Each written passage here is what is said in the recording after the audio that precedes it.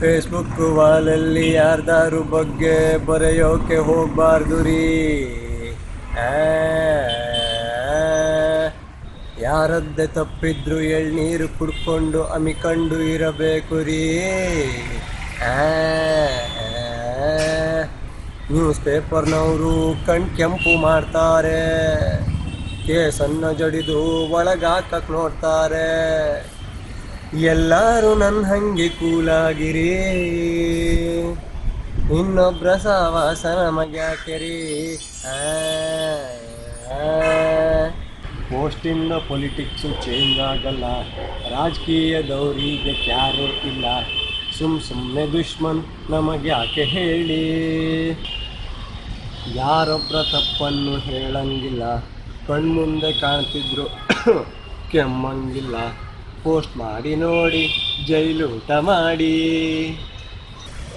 Modern generation ತುಂಬ active, sound ಬಂದರೆ ಮಾಡ್ತಾರೆ ನಿಮ್ಮ ಇನ್ಆಕ್ಟಿವ್. ಯಾರಿಗಾದ್ರೂ ಏನಾದರೂ ನಮಗೇನು ರೀ,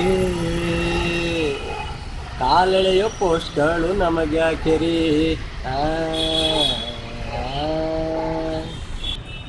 ಫೇಸ್ಬುಕ್ಕು ಬರಹಕ್ಕೆ ಕಡಿವಾಣವು, ಮೂಗ್ದಾರ ಹಾಕಿದೆ ನ್ಯಾಯಾಂಕವು. ಫೇಸ್ಬುಕ್ಕು ಇನ್ನು ಮಕ್ಕಳಾಟ ಅನ್ನೋ, ಧಿಂತಕಿಟ ಧಿಂತಕಿಟ ಧಿಂತಕಿಟ ತರ್ಕಿಟ.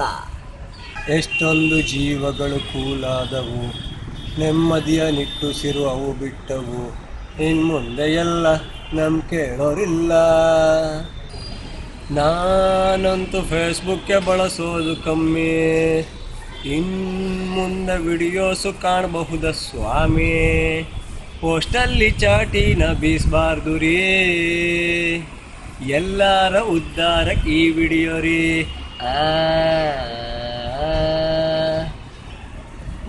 ಫೇಸ್ಬುಕ್ ವಾಲಲ್ಲಿ ಯಾರ್ದಾರು ಬಗ್ಗೆ ಬರೆಯೋಕೆ ಹೋಗ್ಬಾರ್ದು ರೀ.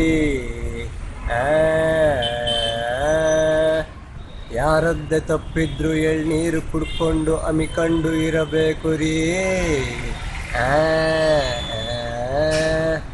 ನ್ಯೂಸ್ ಪೇಪರ್ನವರು ಕೆಂಪು ಮಾಡ್ತಾರೆ, ಕೇಸನ್ನು ಜಡಿದು ಒಳಗಾಕಕ್ಕೆ ನೋಡ್ತಾರೆ. ಎಲ್ಲರೂ ನನ್ನ ಹಂಗೆ ಕೂಲಾಗಿರಿ, ಇನ್ನೊಬ್ರ ಸವಾಸ ನಮಗ್ಯಾಕೆ ರೀ.